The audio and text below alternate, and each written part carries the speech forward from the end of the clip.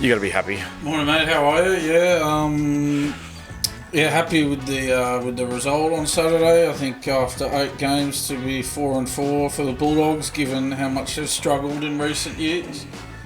I would have taken that at the start of the year if you had have offered that to me, 4-4 after 8 games.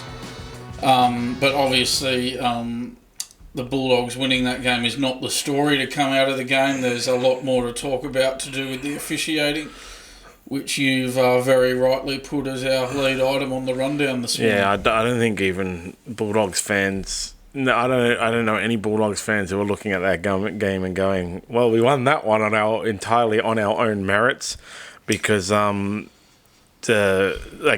Bulldogs can... I don't know what the right word is. The Bulldogs can thank the refereeing for the win, and the Tigers can blame the refereeing for the loss in a lot of ways.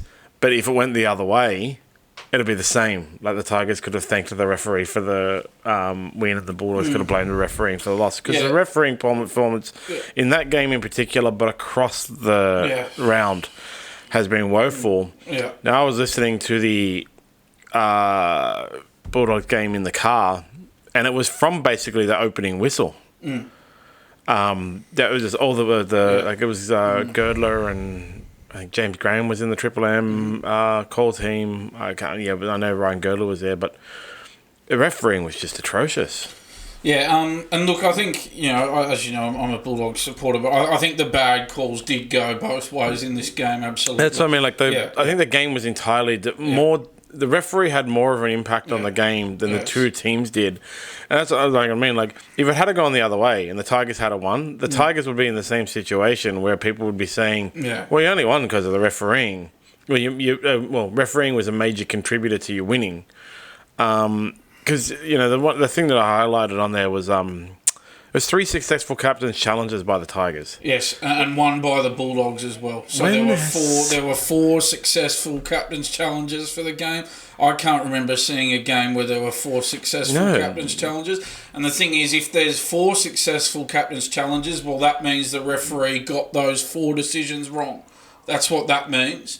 And I did read an article where someone said, well, that's what the captain's challenge is there for. Yes, it is, but you don't want to be holding up the game that many times. That's the issue. Yeah, I get that that's why the system's there, but that's 4 stoppages in play due to poor refereeing decisions. If the referee had have made the right decisions, they wouldn't have need to hold up the game. That is what it's there for. That is what it's there for, because there should be, on the rare occasions where the referee gets it so wrong. On the rare occasions are the key. The captain can challenge. Yes. But in this case, it was so common that 4 times. Now there should have been a 5th one as well. But late in the game, the Tigers were told they didn't have a challenge left. So that was an issue. The Tigers were told they didn't have a challenge left. That was a problem. Aiden Caesar wasn't sin bin for a blatant hip drop tackle as well. That's another point to make.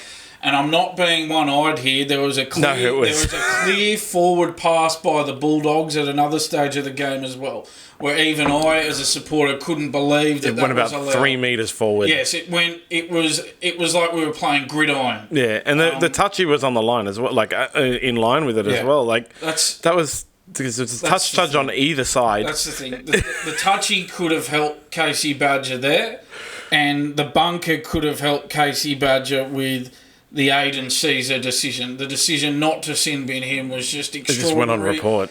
Even Michael Ennis was commentating. He even went as far as to say, look, for me as a commentator, I find it really hard to explain this to the fans watching when there's this level of inconsistency with the officiating.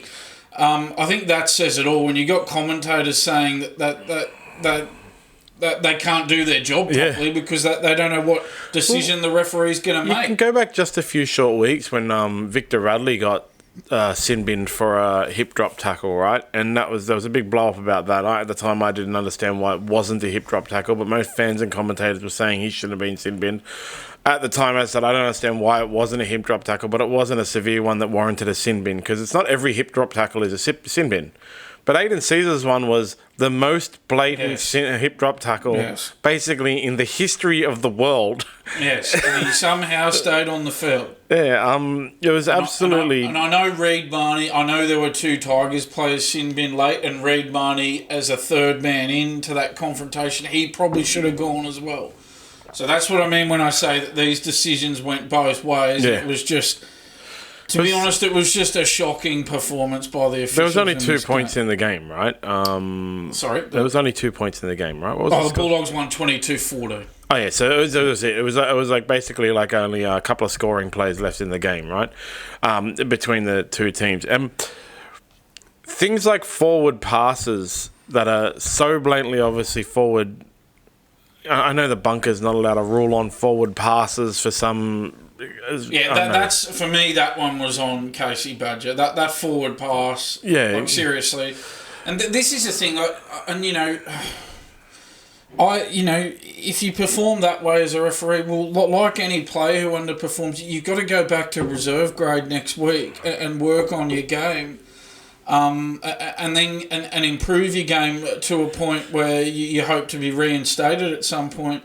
But there's no way that she can be in first grade again this weekend after that performance. No, it was terrible. And Surely. it should have, we're highlighting that one because that was the epitome of the round. Yeah, okay? she wasn't the only one. But almost every game had I think one of the media personalities was in the newspaper saying, and I tend to agree, they need to, Mark Geyer, they need to blow up the entire referee system. They need to get rid of the bunker. Like, they just need to scrap it all. Someone needs to go back to the core and say, like, what the hell is going on here?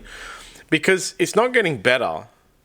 And when you have a round of football like we just had, in which there were some, blockbuster games, the Seagulls versus Raiders was a good game of two teams kind of in the same area of the year. The Broncos versus Rooster, on top of the ladder clash. The Bulldogs versus Tigers, with this, both of them, will they, won't they kind of thing. The local derby of the Cowboys versus the Dolphins, as well as the Sharks and the Dragons. And the refereeing across the board was just shocking. Just shocking. And we had there's so many layers to this Bulldogs Tigers game. This is one of the more eventful games of the year. And another layer to it was that apparently one of the major stakeholders of the West Tigers, the Holman Barnes Group, have pulled their support of a fan podcast over criticism of referee Casey Badger. So apparently on this podcast, Badger was urged to, and I quote, go back to the kitchen, end quote. Now, this is the problem, John. Is that you get idiots like this who go way too far with their criticism and make sexist comments like that. The problem with that is that gets highlighted and that completely drowns out any legitimate criticism of her performance. So that's the thing. There's a lot of this nonsense, of course, on the internet, and those are the comments that people need to ignore. There was some comments I've seen from people, and even actually in the media, saying that basically Casey Badger is not ready for first grade, and that she seems to have been rushed through to be able to be put up as a woman referee and the first woman referee and so on and so forth. Which, again, that just drowns out the fact that she's not ready for first grade. You don't have to bring in even anything to do with the fact that she's female. As I said, across the board, across the whole round, the refereeing was poor. She just happened to have the worst one. Yeah. And then there's touch judges and a bunker, and I don't know how many people are in the bunker. It could be 300 now, given the inconsistencies of what we get every week. But you had the bunker as well. You have the referee has all of these systems in place. They go to training. I know they go to training. They do video. They do basically they have a full-time job of refereeing, and to turn out this poor performance, not just Casey Badger, but as I said, she was the worst of the round that I saw.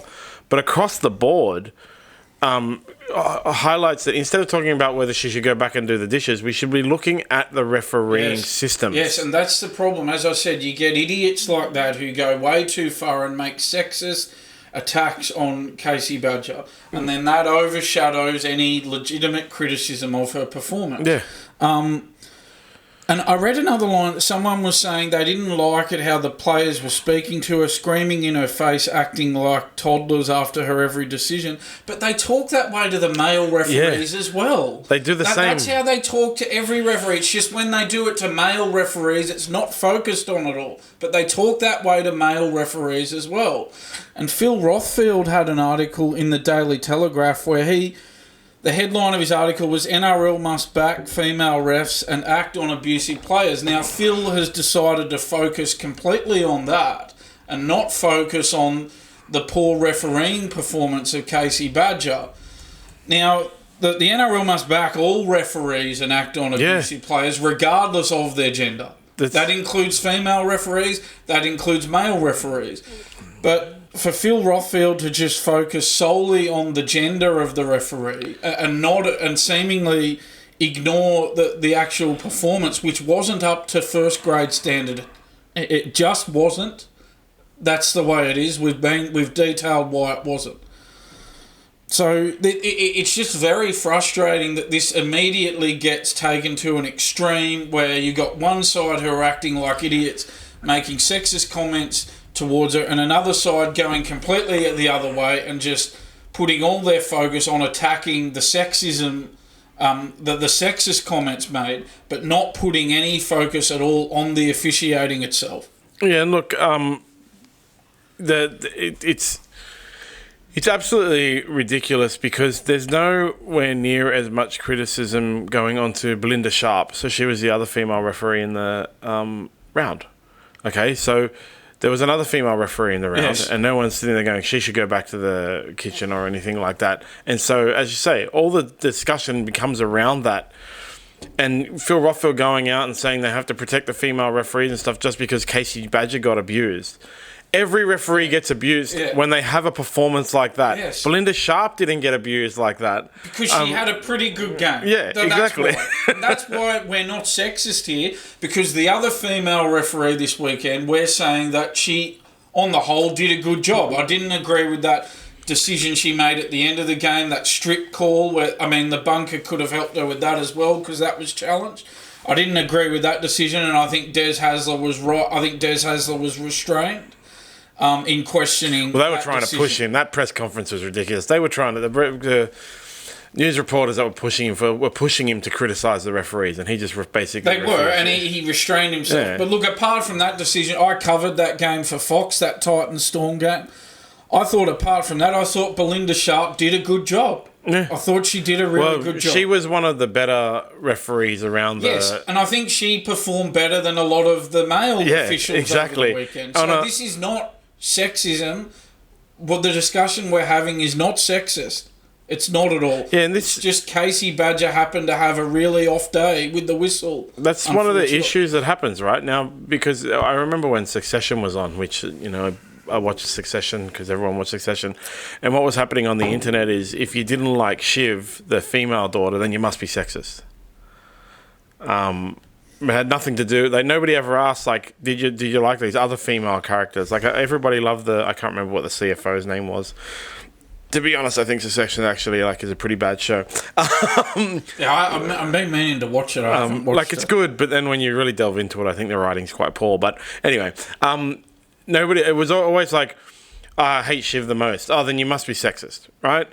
And then Jerry, but then you can say, but I like Jerry, and they're like, yeah, but you're still sexist for hating Shiv. And in this case, it's the same. Like, it's honestly, out of the 8 games and what I watched over the thing, there was one really the absolute worst performance, right? Which was Casey Badger, and then it didn't get much better. No. Across like maybe 6 of the games, and then I thought the Dragons. Who was the ref in the Dragons one? Todd Smith. Todd Smith and Belinda Sharp had the best performances. But they still weren't very good, to be honest. You know, and so when you want to whine and say it's just you're being sexist because you think Casey Badger had a bad game, let's talk about Belinda Sharp and see. It's nothing to do with whether she's a woman or not. So the focus is either completely on idiots going way too far and making it sexist, or people attacking those idiots who go too far and make it sexist, and there's no actual proper analysis of the performance of the official. It gets completely exactly lost. Round opened with Adam G, and who was Ashley Klein in the bunker. The Rabbitohs-Panthers game on Thursday night. One of the Rabbitohs tries was so clearly not a try. It was ridiculous. I can't remember who the player was, but he was out. Yes. And they all missed it, and that set the bar for a round of terrible refereeing. Yes, and that's the thing. We are going to talk about some other decisions as well. How the Warriors were not awarded a penalty try in that game against the Knights, I have no idea. Unbelievable. So this is not sexist. We're going through the other decisions that were no good over the weekend as well. Exactly. While listening to the West Tigers Bulldogs game on the radio, from the opening whistle, pretty much, it was refereeing issues. There was too many penalties being blown. There were too many 6-agains. And then you have things like forward passes being missed, sin bins not being handed out, sin bins being handed out when others weren't, like in the argy-bargy. And just overall, just a terrible, terrible performance. But that's the one we've got to use to highlight the fact that the entire round had poor refereeing. Yeah, that was the one that stuck out above all the other games. It's just a lot of a real lot of fallout from this game. I've mentioned that that podcast who made those sexist comments. Obviously, we had those two West Tigers sin binnings. We had Alex Seyfarth being sat down for 10 minutes for that headbutt on Reece Walsh. David Clemmer was sin bin for dissent towards the referee. The NRL's also issued a mammoth $11,800 in fines out of that game. Yeah, we've got a lot of charges. Well, Sam Hughes was issued a grade 1 contrary conduct charge after he appeared to bump Casey Badger during that's another one. She was standing in the wrong spot. No referee is standing there when a scrum is like that. She was in the way, and he only has eyes for the ball, and she's in his path. What is he supposed to do? Because if they had scored off that, it would have been a disallowed try and a waste of time. And the place where she was standing was wrong. She was in the wrong spot. She needed to move, and she didn't move in the correct direction. The ball came out and when it was left, and she stood there in the way of the defenders. She just stood there. What was he supposed to do? Yeah, he's been... his offence will carry a $3,000 fine with an early guilty plea. But Aiden Caesar, he's set for a huge stint on the sidelines for that hip drop tackle. He'll miss shocking. 4 games with an early guilty plea, or 5 if he unsuccessfully fights it at the judiciary. So that just shows how even more ridiculous it was that he wasn't not sin bin for an offence that carries a 4-game ban with an early plea. I mean, seriously. Clemmer faces a $3,000 fine for contrary conduct charge with dissent shown towards Badger. Seyfarth followed him to the sin bin for headbutting Reece Walsh. As I said, he'll cop a $15,000 sanction for a grade 1 striking charge. So what, a 15... Sorry, did I say 15,000? I meant to say 1,500. Yep. Sorry, I meant to say 1,500. So only $1,500 for headbutting someone? Oh, seriously? What's all that about? Reece Walsh's been charged with contrary conduct for the second time in as many games. We're going to be talking about him shortly. So Mahoney will pay $4,300 in fines with early guilty pleas to 2 charges. There was another charge for a dangerous throw on Tigers winger Solomon Alamalo as well. Yeah, so just carnage out of that Bulldogs-Tigers game on the weekend. She wasn't able to control the game. It has nothing to do with the players. It had nothing to do with the... there was no spite in it. It's the Bulldogs and the West Tigers. Come on. She just wasn't able to control the game. And she tried to stamp her authority on it from the opening whistle. So it was 2 minutes in, offside penalty inside 10 metres against the Tigers. Then 2 minutes later, a set restart for the Bulldogs. Then 2 minutes later, Matt Burton offside inside 10 metres. 2 minutes later, Reed Mahoney, penalty inside 10 metres. Set restart. 2 minutes later, penalty, dangerous tackle, Kurt Mann on the Bulldogs. Like, it was six issues in the opening 12 minutes. Referee interferences. And if they were all fair, which some of them were, the fact that they kept going throughout the entire game showed she wasn't able to control or assert her authority on the game. Again, you can go on and on and on about how it's because she's a woman and stuff like that, but if you go over to the Belinda Sharp game, she didn't have that issue. Yeah, that's right. And that's the thing. The NRL, they're coming down on players. Obviously, they've come down on Clemmer for showing dissent towards Casey Badger. They've come down on Hughes for making contact with Casey Badger. But are they going to come down on Casey Badger for the poor performance in the game? Well, that's to be determined. We'll see if she remains in first grade this weekend. But that's the question, that they can come down on players for what they deem to be mistreatment of the referee, even though, as we've said, they talk this way to the male referees all the time.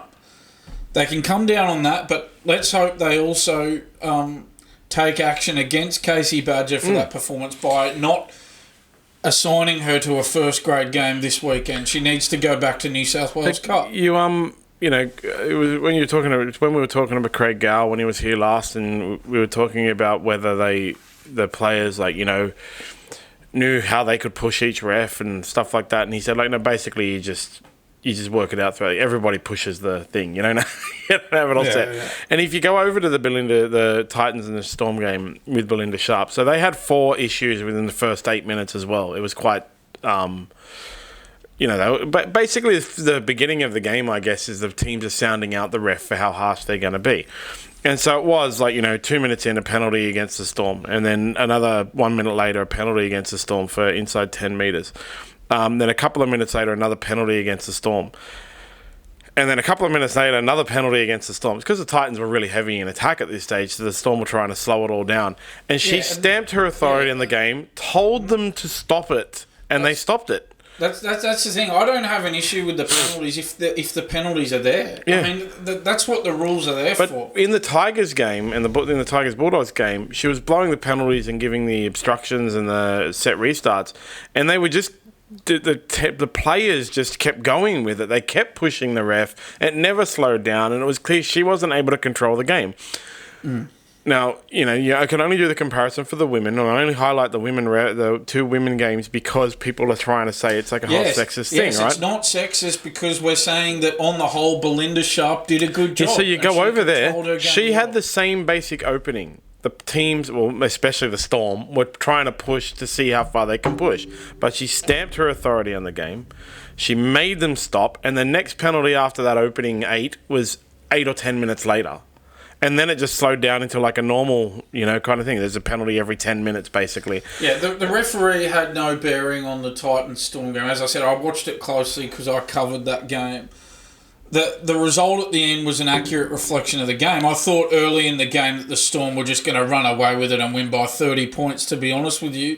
Thought the Titans did really well to come back into it and make a real close game of it in the end. I think just in the end, the only thing that got the Storm over the line is the fact that they're just used to winning these close games. They've won a number of close games this year, and the Titans are just not used to winning. I think they've only won 1 game this year. Yeah, they have. So that was the only difference in this game, and it was accurately reflected on the scoreboard. The referee had no bearing on the outcome of that game, and that's a good thing. That's what you want. That's credit to Belinda Sharp. But that Tigers Bulldogs game was absolutely ridiculous, and Casey Badger should absolutely be dropped. That's not saying she can't work her way back. No, she can, but she needs to go back and work on some things. Yeah, and like any player who's out of form, they need to go back into New South Wales Cup and work on their game. The same goes for referees who are not in form. But yeah, if we have a repeat of this week across the board, and we'll get to some of the other games and absolutely nonsense in the other games, but if we have a repeat of that, the one thing the NRL solely needs to concentrate on is fixing this. They have to fix this. It's beyond ridiculous. There were so many issues across the round, and we're talking about it every week. And it is rugby league to talk about the refereeing every week, but it's getting worse. That's the thing. It's getting worse with the technology in use, with all the stoppages you have to put up with because of the bunker. So that's all we're talking about with the technology and the stoppages. So as I've said a number of times on the podcast, wouldn't you rather take the technology away and then, all right, you will get instances where you talk about the referees, but at least then you wouldn't be holding up the game every couple of minutes waiting for the decisions. Yeah. Because the mistakes are there anyway with the use of the technology. They still get wrong. You're sitting there waiting and they still get it wrong. And, you know, they have all those rules around things like, the bunker can't rule on a forward pass, even if it's so blatant it's 3 meters forward, as what happened in the Tigers-Bulldogs game. Commentators, fans at home, everybody watching it on TikTok, Hectic Fred on TikTok had a lot to say about Hectic Fred. Hectic Fred, that is name? He's great. I watch his. I don't follow many actual accounts on TikTok, but I follow Hectic Fred. So shout out to Hectic Fred. You know, you can see it in the vision. So there's no reason why the bunker could have gone down and gone, dude, that was forward. Like, so far forward. You need to blow your whistle. Yeah, that one. Even I'm a Bulldog supporter, and even I was going, come on, that's a forward pass. Like, seriously. Yeah, just blow your whistle. Seriously. Blow your whistle. Yeah, like out of that game, as you said, we had many fines, suspensions, and Reece Mahoney. Yes. See, Reece Mahoney should have been sin binned in the argy-bargy, right? Yeah, that's another call that was missed. But he's now come out and said some forwards have big man syndrome when they see him. Is he small? He's not that small. Yeah, well, I think he is quite, relative to other players, he's small. Yeah, his quote was, I think people get big man syndrome because they don't like little people talking up to them. Maybe that's their fault, not mine. I think the problem for Reece Mahoney now is he had that incident with Jack Hetherington as well in their last game. This incident with Alex Seyfarth being headbutted. The problem now for Reece Mahoney is I think he's going to put a target on his back with the officials now. And if he mouths off again, well, they're going to be looking at him a lot more closely because he keeps mouthing off at players. And the issue is he's going to get himself sin-binned soon. Again, like he did in the game against the Knights with Jack Etherington. Should have been sin-binned in this game against the Tigers. So he's had 2 games in a row where he's been sin-binned and should have been sin-binned. So this is the issue. He's now going to have a target on his head with the officials. They're going to be looking for him mouthing off at players. And I don't think a player should really be sent to the sin bin just for mouthing off. I think he should have been sin bin because he was the third man in. Yeah, But the issue now is I think they're going to go looking for him now, and they may sin bin him because he's mouthing off. Well, if he gets that target on his back, he becomes like Victor Radley, JWH. He's going to become like those players, and that's not going to be good for the Bulldogs. They can't do without him for 10 minutes in every game. And I saw even some Bulldogs fans on the internet complaining about him and saying, like, you know, he thinks he's Michael Ennis, but he's just not good at it because Michael Ennis very rarely got sin bin. Yeah, well, Michael Ennis knew the art of it. Yeah, exactly. Michael Ennis knew where the line was, and he'd go right up to the line and know where to pull back. But Reece Mahoney, I don't know if he's as smart. The whole idea of talking and chirping is to make the other team get sin binned. You know, yes. That's what you want. That's what Michael Ennis, Josh Reynolds were experts at, right? Chirping and chirping and chirping till someone on the other team does something to get them sin bin, not get you sin bin. And the third man in, like he said, like, oh, you know, the Tigers were all running in, so I ran in. Mate, he was the first there. Like he was the third man in. So and it doesn't take. I think it doesn't take much to get yourself sin bin these days. So I think if he is mouthing off at the opposition. And, you know, we know how referees love a square up. They love being able to send a player from both teams off to the sin bin because there's less heat on them that way. If they send one from each team, well, there's less heat on them for doing it that way. So they are going to be looking for him here, and he needs to really avoid getting himself in a situation where he's going to be sin binned. Yeah, he's just got to, like I said, man, if he wants to be Michael Ennis, then he's got to learn how to do it properly. Yes. And Michael Ennis was the king of it. So, continuing on with referees, you touched on it before. The Warriors were denied what... Yes. I like you've written, denied what appeared to be a clear penalty try. They were just denied a penalty try. So, whatever the player was, jumps into the air, right? Catches the ball. The defending player from the Knights tackles him around the leg and then rotates his body so the head is going into the ground. It's across the vertical. And the Warriors player let go of the ball to put his hands down to prevent his head from being smashed into the ground. That's what happened. If he hadn't have been put past the vertical, he wouldn't have let go of the ball. It was a panic moment. He didn't drop the ball. He went, "Oh my God, I'm going to get my head smashed into the ground." Let go of the ball. I can't remember the players that were involved. So it was Dallin Watene-Zelezniak from the Warriors, and it was Greg Marju. Yeah, so Dallin Watene-Zelezniak goes up, catches the ball. He's going to come down with it and score a try, 100%.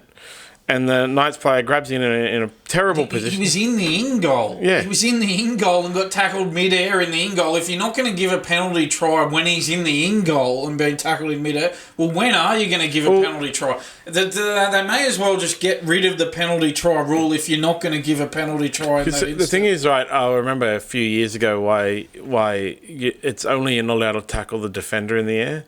There was a conversation between Andrew Johns and Matty Johns on one of the footy shows where Matty asked Andrew, or the other way around, said, like, and why are you allowed to tackle attacking players in the air? And the other one said, because if you couldn't, you'd have players jumping at the line every time. So he's allowed to tackle him, actually, in the air, okay? He's allowed to tackle Watene-Zelezniak in the air. What he's not allowed to do is put him past the vertical.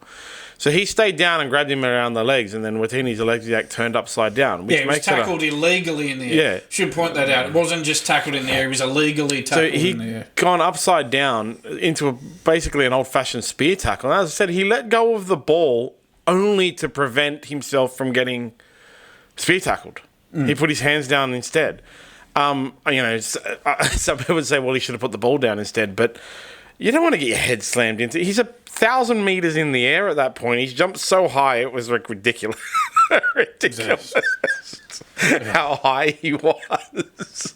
And man, like panic stations, like, oh my God, my face is going into the ground. Up, my hands down to stop it. Now, he could have been also severely injured there because his hands going down to stop it and posting onto the floor could have broken his arms and stuff like that. And all of it came from being, as you said, illegally tackled in the air. Yeah. It was a tackle that was illegal. And that no try was ordered. So tackled illegally in the air, in the in goal. Yeah, like I would have thought that fits all the criteria for a penalty try, and it wasn't awarded. Was a penalty awarded? Yes, a penalty was awarded, but not a penalty try. A penalty in the process of scoring a try is a penalty try. Yeah, they deemed a penalty sufficient for the contact. Absolutely ridiculous. Absolutely ridiculous. A penalty try is if they would have scored the try if the penalty hadn't have been there. And he would have scored the try if the penalty hadn't have been there. It should have been a penalty try. And the other one is if he actually had got the ball down, then it would have been an 8-point try, right? Because he would have got the try, the conversion, and the penalty kick. I think a penalty try is different to an 8. No, I mean, if he had have got the ball down, if he had have scored the try instead of a penalty try, then would it have been an 8-point try? Because, like, this is the thing, right? Well, under the rules, you would think so. Yeah. So that's what I mean. Like, the fact that they gave a penalty, and you can extrapolate and go, they gave a penalty. So if he had have scored the try, it would have been an 8-point try. You can then take a step back and go, well, he would have scored the try. Because it's so ridiculous. It was so ridiculous. He was upside down. His face was going towards the ground. I watched it from like 1,000 angles now because all over the internet, and I love Hectic Fred's comments on it. Hectic Fred. It's a great TikTok, seriously. But just another poor refereeing performance. And there was a few things. I didn't watch that game actually at all. I just watched like a couple of highlights from it. There were a few things that came out of that game that people are complaining about all over the internet, and that may be because it was so close. It was one one converted try difference. But Chris Butler, 14-8 to the Knights. Yep. By all reports, had a terrible performance as well. Yeah, I think it was Chris Butler who said... Yeah, it was, yeah. Chris Butler said to Sean Johnson, we never give penalty tries for that. So, yeah, make of that what you will. Really? Is that... Really? Because you should. That's the thing, because you should. And then, you go over to the Titans game, which we already talked about, and James Graham's put the bunker on the blast over a call that cost the Titans. Now, the Titans game, it was a 2-point difference. And there were multiple... as I said, that was the best performance from a referee probably around the grounds this round. Okay. Yeah, I mean, she got that strip call wrong, but the bunker should have helped her out on that one, I would have thought. Yes. But aside from that, I think she had a pretty good game, Belinda shot. But there was a bunker call the strip's quite funny because I don't know how many times I've watched strips where they deem the player is playing at the ball and they just look like they aren't playing at the ball, because it's a bit weird. Like that one, it raised your eyebrows. Though. Oh yeah, definitely. You sort of thought, look, that's not a strip. He can't even see the ball. Jojo Fafita was just making a tackle. Yeah, he can't even see the ball, so how can he be playing at the ball? He couldn't see the ball, and it was a tackling motion. It wasn't a ball stripping motion. It didn't even look like he touched the ball as well from a lot of that was a clear case of loose carry, onus on the ball carrier for ball security. Yeah, it was a terrible call, but that's you can break down to like different angles and things like that. Where was she when she saw it? And as I said, like from a lot of the angles, it didn't even look like he touched the ball. So she saw that he touched the ball and went, "Oh, we got to have a look." And there seemed to be some criticism of Kieran Foran for the way he spoke to Belinda Sharp in that instance, but they talk that way to male referees as well. They always talk.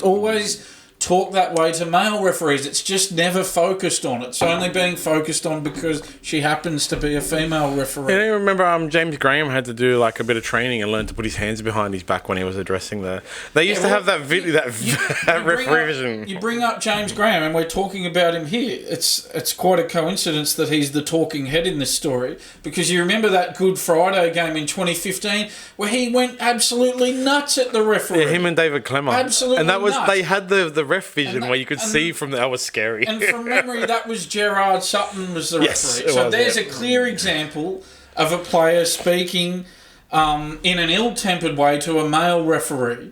So we're not going to go down this path of going, oh, you can't talk that way to a female referee. I mean, that's how they talk to all referees, whether they're male or female. If they want them to stop talking like that to female referees, they need to get them to stop talking like that to referees. Yes. They shouldn't talk that way to referees at all. Absolutely. Male or female. It's two referees. Yes. You can't have MGs telling touch judges that he'll see him in the parking lot after the game. No. What was the other one? I know where you live. Yeah. Can't have that, bro.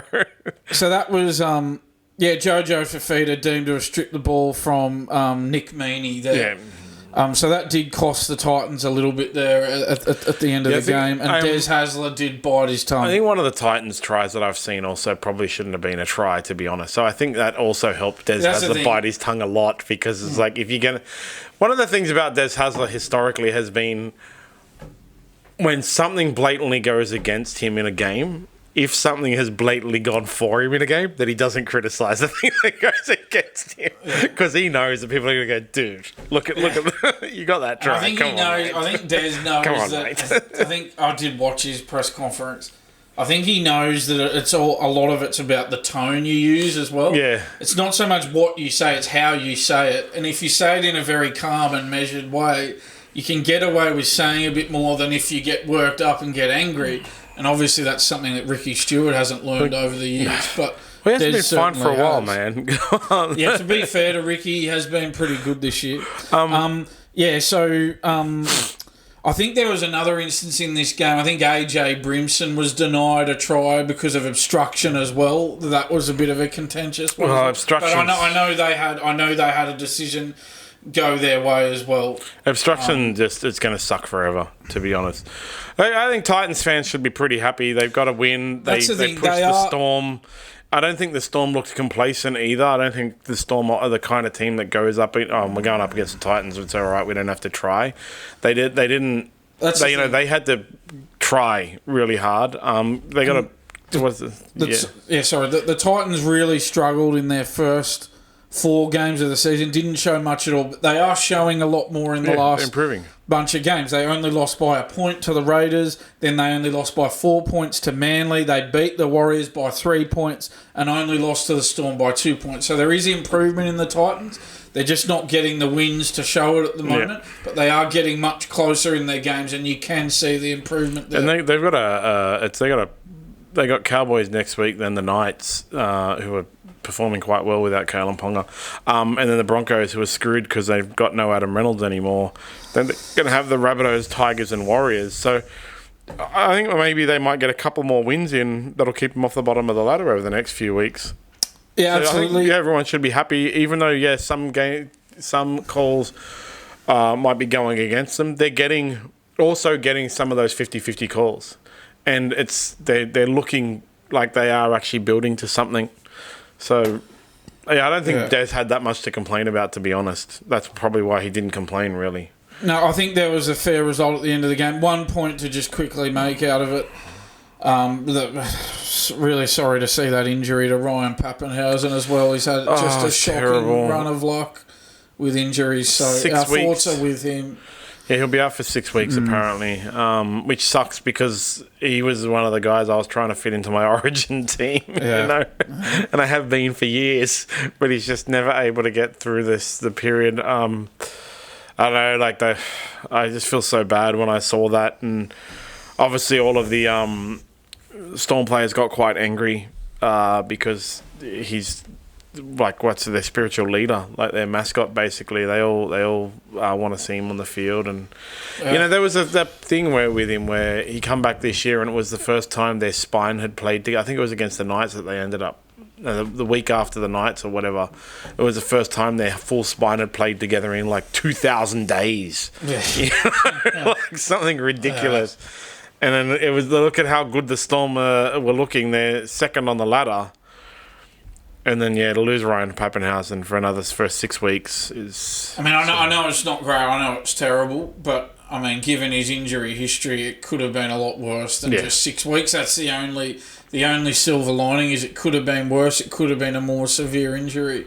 At least 6 weeks is not... if you look at it, as I said, if you look at his history of injuries and the length of previous injuries he's had, the amount of time he spent on the sidelines... 6 weeks isn't all that long, and he will be back sort of in that middle part of the season there. Yeah, and they've got... see, it's kind of annoying because they got the Sharks this week for the top of the ladder clash, and you want to see the best people on the field. Then the Eels... You always want to see the best players on the field. You don't want to see anyone getting injured. He'll be back around the time for Raiders or the Tigers or something like that, so... which will be good for the end of the year because that's like round 18 or something, so for that run home after Origin. So the Broncos got beat quite easily. No one tipped the Roosters except for Mitchell Pearce, but he always tips the Roosters. 40-18 to the Roosters, that one. Quite a dominant performance. As I said before, Adam Reynolds has got his pec torn, so he'll be out, I think it was for the rest of the year probably. But Reece Walsh was terrible. It didn't have a good game, Reece Walsh. I think he made 4 errors during this game. Yeah. So, he was off, Reece Walsh. And we've got to be honest about it. James Tedesco outplayed him absolutely in this game. I still think Dylan Edwards showed really good form against the Rabbitohs. I know it was the Rabbitohs. Yeah, we'll get to that. I get that, but But I think on the whole, I would still go with Dylan Edwards, just based on the fact that Tedesco was off last year in the Origin series and Dylan Edwards is in really good form. But that having been said, we should give credit to James Tedesco for his performance. He did outplay Reece Walsh in this game. James Tedesco's been playing really well all year in all of the tag games that the Roosters win. And it's just that if you have to choose one. If you're going to choose one, I would choose Edwards. But you're going to choose Edwards because of consistency and the fact that he outplayed James Tedesco a few weeks ago. But Reece Walsh, you would hope that this... Well, I hope he continues his bad form through Origin. But he had that game that we talked about with Tom Trbojevic against the Dragons earlier this year. So you got to hope the Broncos fans are probably sitting there going, well, I hope that's the only one. Because it was shocking. It was shocking to watch. It was like there were unforced errors. He seemed to be overplaying his hand. It might have been because they were so on the back foot and he's taking it upon himself to go like, I'm Reece Walsh. I'm the superstar. I need to get them up. But yeah, he was out of position a few times. Passes that weren't going very well. Everything. It was just a shocker of a game. Yeah, I mean, he has scored 8 tries in 7 games this year. He was at his best last week, but in this game, he just had an off night. I mean, the Roosters dominated, man. Sam Walker's come into a lot of form, so I think he's off contract next year. He's off contract next year. And this is the thing, without Adam Reynolds, they're going to be relying on Reece Walsh a lot more now, and so they need more consistency from him. I can't see the Broncos going well, to be honest. I know I had them... Well, I think, I certainly can't see them going as well as they went last year now. I think this rules them out as being a genuine contender this season. They're sitting at 7th, and they've got a soft next few rounds, but they do have Origin as well. They've got the Eels, who are going shocking. Sea Eagles is going to be hard, then Titans, and then the bye, then the Sharks. Like, they got some wins in there, some losses in there, but they're also without Adam Reynolds. They're not going to have a good time of it. They could stay in the 8 or they could actually drop out. Really good effort from Tedesco in that game, as I said. 2 try assists, 2 line breaks, 9 tackle breaks, and ran for 260 metres. It was really, really good. Yeah. But we can talk about Souths because they always come up every week. Yes, they occupy a chunk of our podcast, every podcast. They had a good opening. They had a good opening 12 minutes. They led 12-0 and then lost 42-12. So 42 unanswered points were scored. That 12-0 early lead, usually we get some sort of response out of a team when they change the coach and they sack the coach and have a new coach because the players lose their excuse.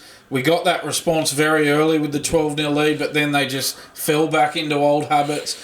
Their commitment was off, their defence was off, and they conceded 42 Ben Hornby, as points. we talked about last week, only had 2 days to get them ready, and it is actually like, I heard a stat years ago that it's the second game after a new coach takes over that you see the real improvement. Well, that's the thing. If you're only giving him 48 hours, what do you expect? 48 hours against the best team in the competition. It was shocking. I think there's one passage of play that tells you basically that sums up all of South's year, and it's where the ball is kicked dead. Dylan Edwards picks it up, darts back to the 20 metre line. He runs back past half the South's team, and they see him. A Panthers player goes bolting past them, and they just continue jogging. Yeah, I think Jai Arrow was the only South's player. Yeah, and then he taps it and passes it to, who was it? It was Taylor May. Yeah, Taylor May. And Taylor May takes off, running past the rest of the Rabbitohs team. And again, they just continue jogging, except for Jai Arrow, who went exactly as you would expect every South player to do when Dylan Edwards was running. Oh, crap. Like, I've got to run faster here and run. Like, I can understand the complacency of, all right, we've got a bit of time to get on side. But they could see the Panthers...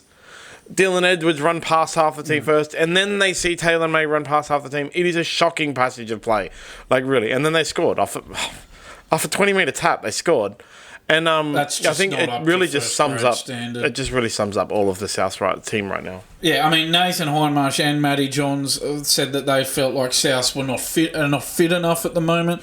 Brian Fletcher believed it was more their attitude. So I think it was their attitude. Their attitude and fitness called into question. Cooper Cronk critical of Cody Walker as well in that game. So he was terrible. It's just... It just shows the holes that are in South Sydney at the moment. They're all over the shop, and there's a lot of work to do.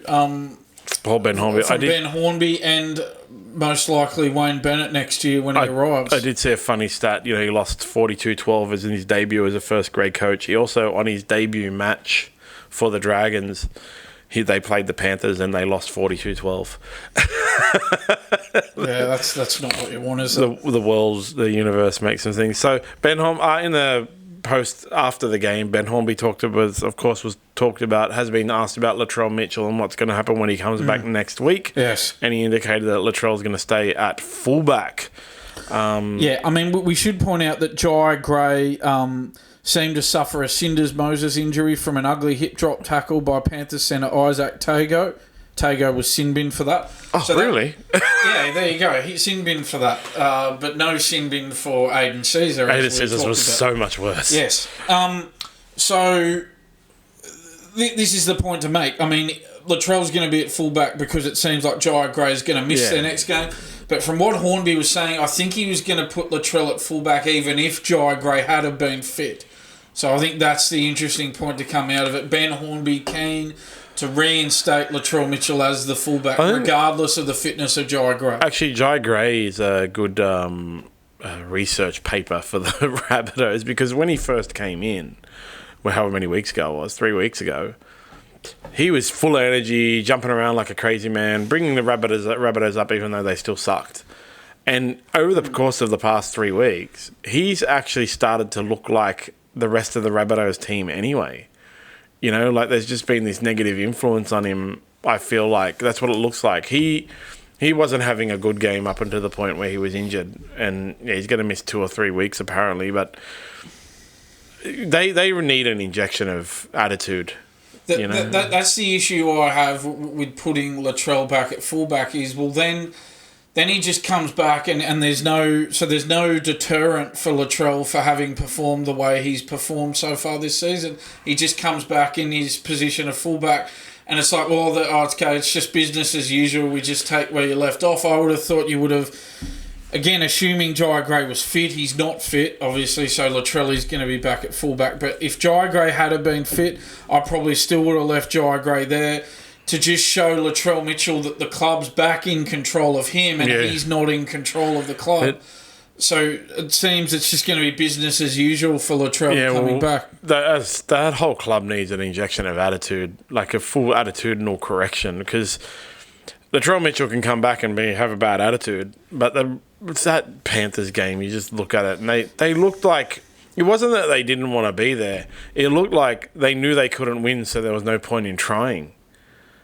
Like they all of them, and like Jai Gray seems to have kind of had that seep into him as well, based on his how much he's like talking, running around, and stuff like that. And that club they need to do something. They need a whole correction. We talk about Jai Gray's injury. Well, Dean Hawkins, also the halfback, also went down with a quad injury against the Panthers as well. Yeah, he might be out for a period as well. I just think it sends the wrong message to Latrell putting him back at fullback. It sends him a message that essentially there was nothing wrong with how he was carrying on before he got suspended. The last game of his before he was suspended was at 84 metres all runs or whatever it was as well. Like, you can put him back to fullback to that.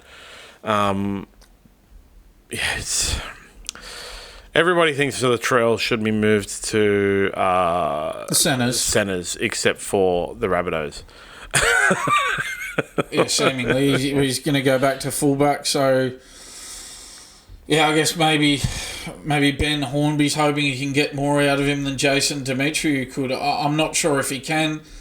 I think Latrell will probably just continue where he left off, and I think the Souths will just be hoping that, assuming Wayne Bennett takes over next year, that Wayne Bennett will be able to get a lot more out of Latrell than Demetriou was able to get out of him. I think I mentioned Latrell scored 13 tries in 17 games in 2021 in Wayne Bennett's last season with the club, and they made a grand final off the back of that.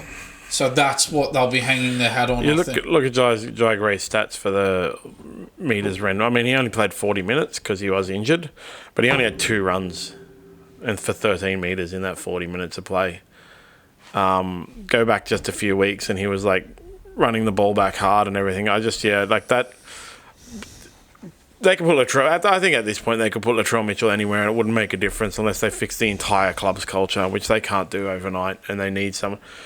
I think we discussed it was last week. Like Wayne Bennett going back there is a stupid idea as well, to be honest, and it just screws the Dolphins. But man, like our South's completely writing this year off, where they're just going to get smashed every week because based on what the players are behaving like, they just look like they know they're going to lose, so they're not going to bother trying. Yeah, and I think Jai Arrow got a knock to a troublesome shoulder as well. Not sure how serious that is, but that's potentially another injury concern for the Rabbitohs as well. So things just really going from bad to worse for the Rabbitohs on all fronts. Yeah, poor Rabbitohs. I mean, I love to see it, but was it the other week said Rabbitohs is everyone's second favourite team? Well, it's sort of just like the old days, the early 2000s before Russell Crowe took over, where the Rabbitohs really struggled and came last pretty much every year. It's sort of like we're going back to that now. It's sort of like back to the future with the Rabbitohs. Yeah, they really need a massive fix. And maybe Sam Burgess can solve it if he gets fired, because he's had... Sam, you're a coach now. Let's be professional, mate. It doesn't look good, does it? We was in an incident where he shouldered the other coach obviously Sam Burgess is coach of Warrington in the English Super League. He's had a confrontation with the opposing coach and they've shouldered each other. Yeah. You can't be doing that as a coach. No. That's just not on. The rival coach was Richie Mile. So this apparently was over an administration error. So what happened was Warrington named Adam Holroyd as the second rower on the bench, but Warrington failed to put his name in the 21-man squad and submit it to the Rugby Football League 2 days earlier. Hull got word of the administration mistake, and Burgess alleged that they made a complaint. Holroyd was named in the team on social media, and fans were under the impression he would play. So this is the issue. In 2020, the Rugby Football League made a rule that if a player was named in the team but not in the 21-man squad 2 days earlier, the team would lose a substitution. And Burgess has taken aim at Hull after he alleged they made a complaint. It's like, well, you got to put the player in the squad. That's the rules, and you didn't, so you lost a substitution. I don't think you can go complaining the other team for making the complaint. You got to get that right. If you're going to name him in the team, we'll make sure he's in your 21-man squad and make sure you send the right squad to the Rugby Football League. Yeah, and what's he doing? He's a coach. You can't... If he was... I don't know what'll happen to him in the Super League. They're a bit more lax over there. If he was in the NRL, he'd be suspended. Yeah, so maybe South won't be rushing so quickly to get him back if these incidents become more common over in the Super League with Sam Burgess. They're still going pretty well. They are. He's performing well as a coach. But come on, if you're the coach, you can't go shouldering your opposite coach. No. Seriously. No, that's absolutely crazy. Well, that's the thing. We were talking about Ricky Stewart and Des Hasler having a verbal disagreement. Well, a verbal disagreement's one thing, but to actually make it physical and shoulder the other coach... Yeah. Well, I think they shouldered each other, to be fair. But that not really. Like, the guy's just standing there and Sam Burgess walks past and drops his shoulder. And then he said it was a small corridor. Yeah, well... Yeah. Well, either way, regardless of whether they both did it or he just did it, either way, he shouldn't be doing that. And he's so much bigger than the guy as well, so it was like a bit of a... just a stupid thing. Moving along, we've got this NRL 360's had basically their first week without Paul Kent, and... more people are tuning in to watch James Graham. Yeah, well, I think, to be honest, I'm not sure about the ratings this week, but Danny Weidler actually did an article in the Herald yesterday, sort of going into the going into the ratings that NRL 360 actually had last year when Paul Kent wasn't there. So on April 24 last year, before Paul Kent was stood down following domestic violence charges, which he was later found not guilty of, the show only had 28,000 viewers for its live broadcast in the 5-city metro market of Sydney, Brisbane, Melbourne, Adelaide and Perth. But by July, with Gordon Tallis well entrenched as the new co-host replacing Kent, that audience was regularly in excess of 40,000, and by September it was more than 50,000. So we're sort of looking at that and going, well, is Paul Kent the ratings winner that that a lot of people think he is? Well, maybe not, looking at those figures. So that was an interesting article by Danny Weidler in the Herald yesterday. We'll see what happens, but apparently since Paul Kent was put back in, I'm just reading now, the show regularly misses the top 250 rating lists, and it hit an all-time low on Tuesday, the day after was when James Graham filled in, with only 11,000 people in Sydney watched and 6,000 in Brisbane. So, people have basically been tuning out all year, and maybe they'll start coming back. Yeah, I will point this out, and again, I need to say again, I'm employed by News Corp as a freelancer. I'm just putting that out there. But what sort of annoys me about Danny Weidler is he'll do a hit job on Paul Kent like he did yesterday, right? But he doesn't say anything about Phil Gould. He never calls Phil Gould out on anything because he's in the same Channel 9 stable as Phil Gould.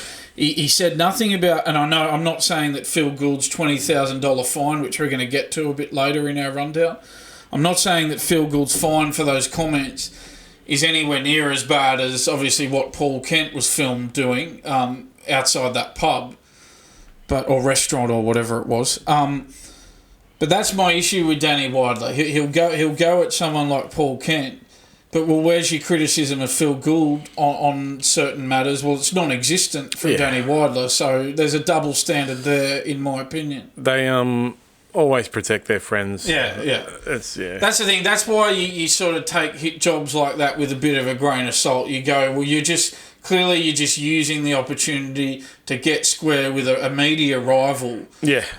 You'd never say that about someone like a Phil Gould. Phil Gould's a prime example because often he'll make stupid comments and get himself in hot water, but someone like Danny Weidler won't touch him, Well, Phil Gould has been fined $20,000. Yeah, it's a nice segue, yes. It's 10,000 suspended for calling the game stupid. It's such a weird fine. I've watched it a couple of times, and he's not saying anything he hasn't really said before. He hasn't responded. He hasn't said anything that I know of. I wonder if he's going to pay it or the Bulldogs are going to pay it. The Bulldogs will probably pay it. Or his news corp. Channel 9. Channel 9, yeah, Channel 9. Or Channel 9 will pay it. It's just a bizarre thing. And I was listening to Josh Mansour on the Dead Set Legends, and he said something like, I can say whatever I want because I'm not employed by a club. Yeah, but that's the thing about it. Like, and Andrew Abdo was quoted as saying, "We welcome constructive criticism and passionate opinions, but registered officials cannot overstep the mark and make comments that are considered detrimental to the game or NRL competition." So that's the point to make. I know, we're all for free speech, obviously. We're on a podcast. But he's a registered official in the game. And that's the thing. Everybody on some level is restricted by what they can say based on their employment. You can't... Well, he can't go on Channel 9 and be racist and sexist. That's the thing. Everybody is restricted in some way with what they can say. Nobody has complete freedom of speech. So it shouldn't be any different for Phil Gould in this scenario. I can see where the NRL are coming from. They had to take some sort of action here. They should have fined him. I think we said it last week. But it's just so weird that this is the hill they're willing to die on just because he. I think maybe they just got to a point where he's done it a few times now, and they couldn't let it slide any longer. They needed to take some sort of action, and this is what they've decided to do. And they've done him, but I really wonder who's going to actually pay the fine. To be honest, because he's got 13 jobs, so. Who's going to actually That's pay a good question. Maybe they'll go half each. Channel 9 will pay 5,000 and the Bulldogs will pay the other 10,000 suspended because if he does it again. So I think this is a guy on $900,000 a year reportedly with just the Bulldogs. Yeah. I don't know what his Channel 9 salary is. You can add a lot more to that 900,000. I don't think he's going to struggle, even if he has to stump up the cash. I don't think he's going to struggle to pay it. I fully don't think he's paying it for sure. No, I wouldn't have thought so.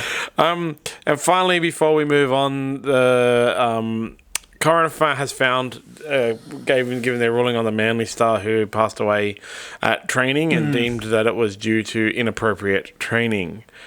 Yeah, it was Keith Titmus. Yeah. Yeah. So we discussed it at the time. It was his body temperature reached 42 degrees Celsius during a training session.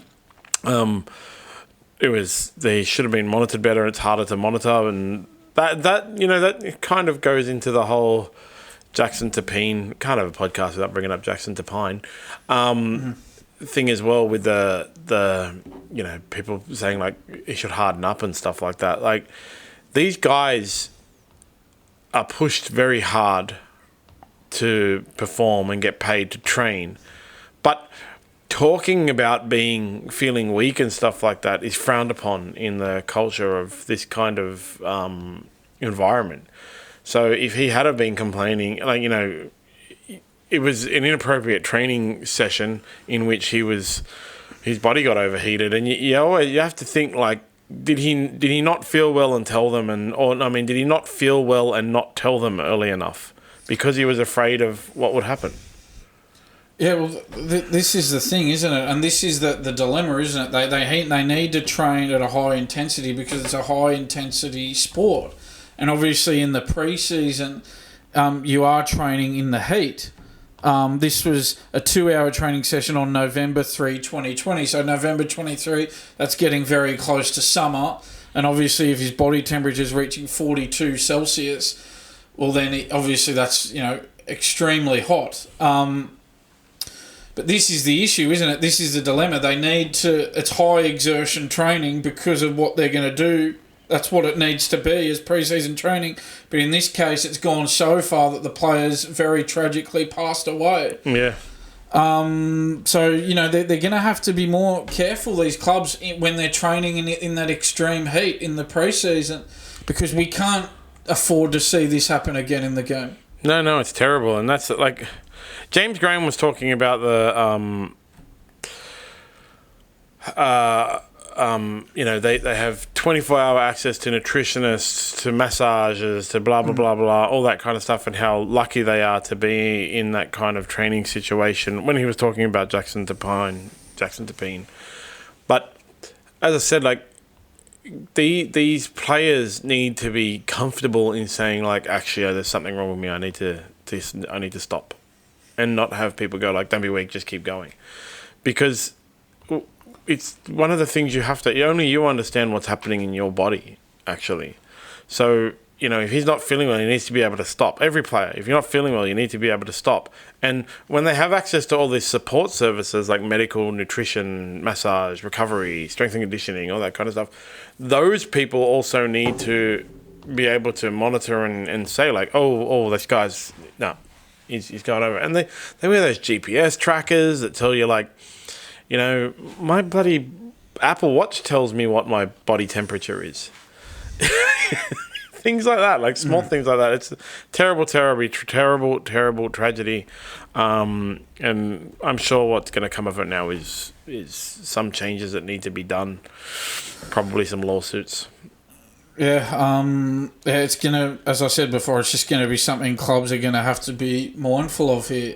We can't see a repeat of this. The magistrate said, and I quote, it was more than likely more likely than not inappropriate. Said that about the training session. So, they're going to use the thing like they did it. It's like in the testimony and stuff like it's no different to any other training session we ever did. Like I think Des that's the thing. Training sessions are going to have a different impact on different players. Yeah. Everybody's health is different. Everybody's body is different. And tragically, this player has died as a result of this training. Des Hasler said it was like a 6 or a 7 intensity or something like that. Whatever he said, and they're not. All the other clubs do the same kind of things, and it's not a wake-up call to change training. It's a wake-up call to change how training is monitored for individual players. Yeah. The heat's a real issue. Yeah. It's a real problem. It needs to be taken seriously. The heat can kill, unfortunately, very sadly and tragically. And you can't take it lightly. They're gonna need to put measures in place to make pre-season training in soaring temperatures safer for the players. Yeah. It's very sad. So that's the end of rugby league for the week. We'll move on to some other sports. Yeah. Yes. So, Division 6's Elizabeth Football Club took on Fitzroy at Organa Park, and the Eagles didn't have the best game. You could say that. So,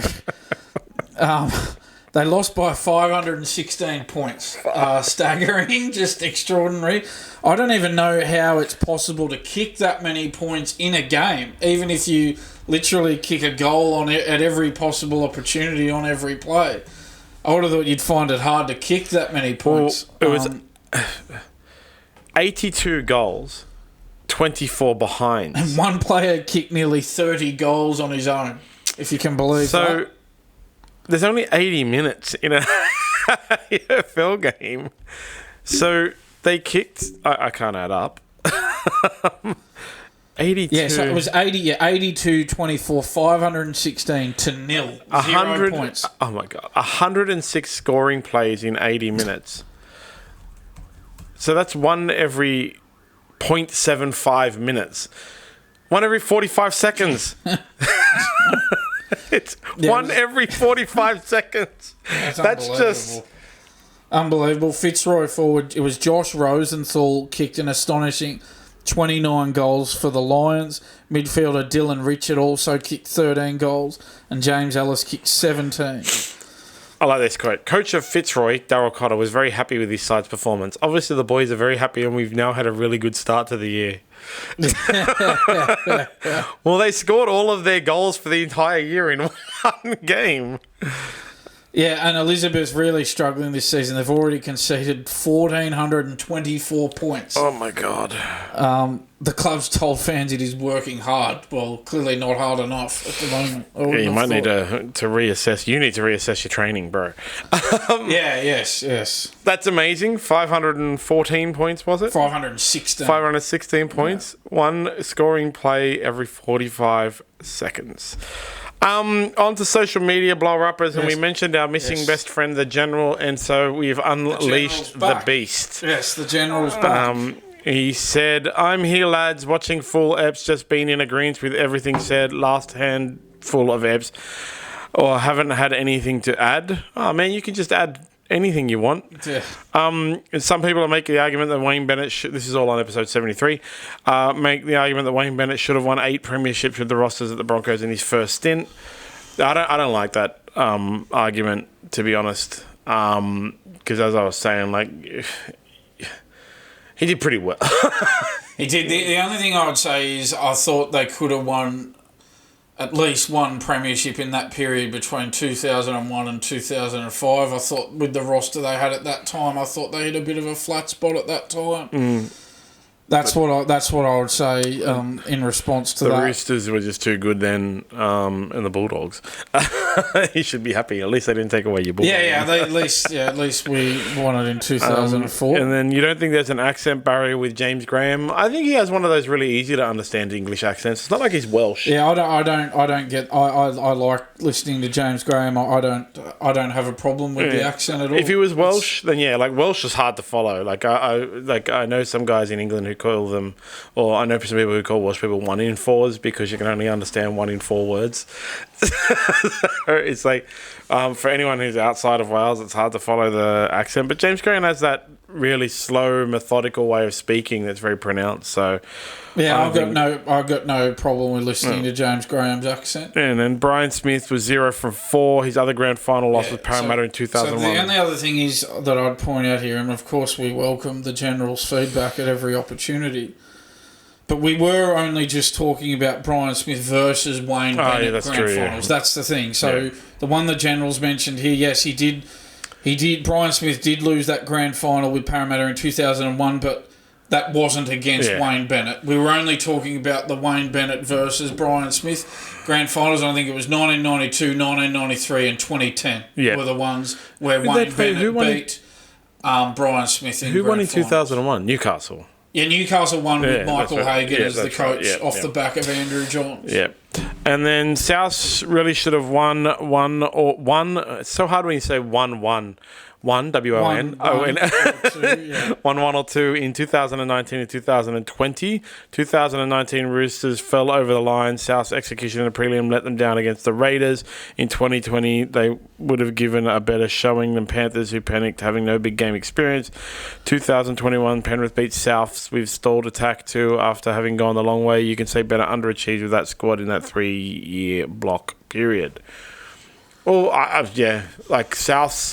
Souths are underachieving, and I think this is the year they have most underachieved. Last year, the second most. The year before, the third most. It kind of has been, I guess, what the General is saying, and he's kind of like opened my eyes a little right now, that Souths have been on a slide since this kind of period of worse and worse underachieving. They have. Yeah, look, that, to be honest, that didn't really... Yeah, I just didn't give that a lot of thought, to be honest. I didn't really think that Souths had underachieved in the 3-year block period that the General's talking about there. Obviously, they got very close in that 2021 grand final against Penrith. I think it was only 14-12 they lost that grand final, so it was a very close grand final, that one. Look, I didn't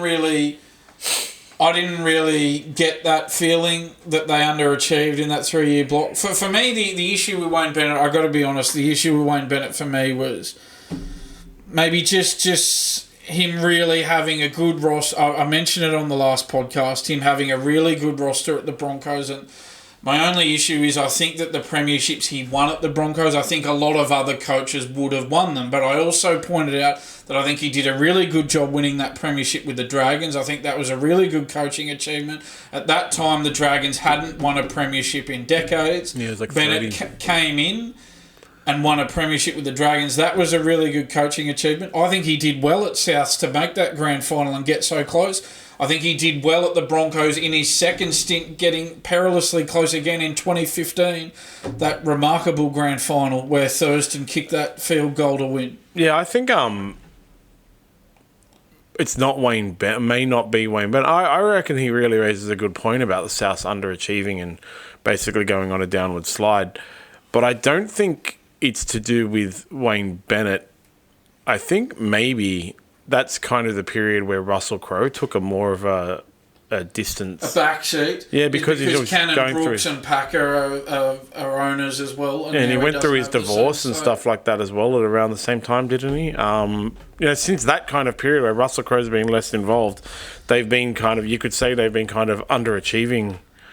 Do you think... I can't believe I'm throwing this out there, but is it possible that Wayne Bennett does he want himself to look good by the way he leaves clubs? Does he leave clubs in a hole because he wants to look really good after he leaves and go, oh well, look how good I was, look how poorly they've gone since I left, because he suggested Demetriou take over. Yeah, he did that. All the others, he suggested Steve Price as well. Ivan Henjak, Rick Stone, Jason Demetriou. I think even Anthony Seibold at the Broncos. Look at the hole they've fallen in under Demetriou. And now they're the worst team in the competition. That's one of the conspiracy theories. I just think it's that when he leaves, he tears everything apart, okay? He implements systems with staff members, and when he leaves, he takes them all And it doesn't matter what business you're in and what organisation you're in, if all of your staff leave at the same time and you have to hire all new staff and there's no proper there's no handover, you are going to go poorly for a period of time. And one of the issues they have in rugby league is it goes poorly for a period of time, so they go through the process of blowing it up and going again, blowing it up and going again, and blowing it up and go again. And then you end up in like holes like the Dragons and stuff like that. They need to take stock and go like, all right, Wayne Bennett has taken everything. All these new people have come in and they're trying to implement new systems, new functions, new ways of training, new nutrition, new everything. And we need to give it time. It's just like fans and stuff, sponsors and stuff don't ever want to give it time. So yeah, they just don't have the patience. Yeah. And sometimes you need to have patience. We are finally seeing maybe the Bulldogs turning things around now. They are in the top 8. And it's taken a lot of patience. But you need to be patient sometimes because sometimes there are no quick fixes. Yeah, and that's like, I don't think Wayne Bennett is doing, like, Wayne Bennett obviously does it. You know, he obviously leaves clubs in disarray and they always collapse after he leaves. I don't think he's doing it to make himself look good. I'm just doing it because he doesn't care about that club. People really need to, like, assess Wayne Bennett's care factor about the clubs by seeing what state he leaves them in. Because he leaves, signs with another club, takes all the staff and players. Mm-hmm. So he doesn't care about your club.